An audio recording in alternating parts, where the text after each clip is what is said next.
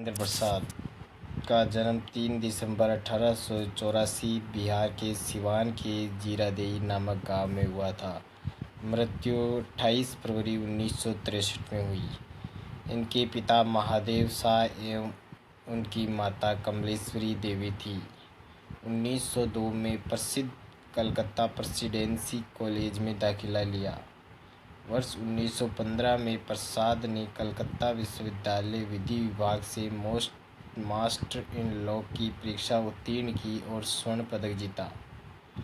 1916 में उन्होंने पटना उच्च न्यायालय में अपना कानूनी कैरियर शुरू किया। वर्ष 1937 में इलाहाबाद विश्वविद्यालय से डॉक्टरेट की पढ़ाई पूरी की।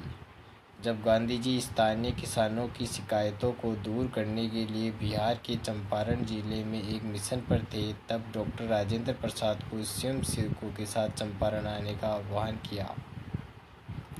मार्च 1930 में गांधी जी ने नमक सत्याग्रह शुरू किया।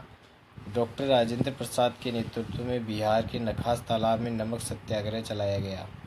वर्ष 1918 के रॉलेट एक्ट और वर्ष 1919 के जलियांवाला बाग हत्याकांड में राजेंद्र प्रसाद को गांधी जी के और करीब ला दिया। डॉक्टर प्रसाद ने गांधी जी के असहयोग आंदोलन के तहत बिहार में असहयोग का आह्वान किया। उन्होंने अपनी कानूनी प्रैक्टिस छोड़ दी और वर्ष 1921 में असहयोग का आह्वान पटना के एक नेशनल कॉलेज से शुरू किया।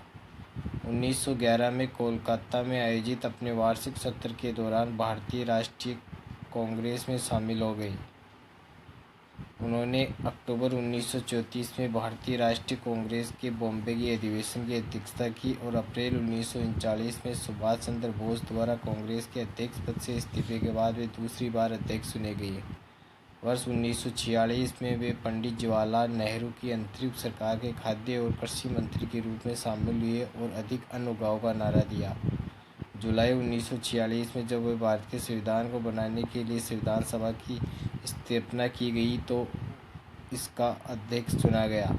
डॉक्टर प्रसाद की अध्यक्षता में संविधान सभा की निम्न समितियों में शामिल हुए: राष्ट्रीय ध्वज पर तदर्थ समिति, प्रक्रिया नियम समिति, वित्त और कर्मचारी समिति, संचालन समिति।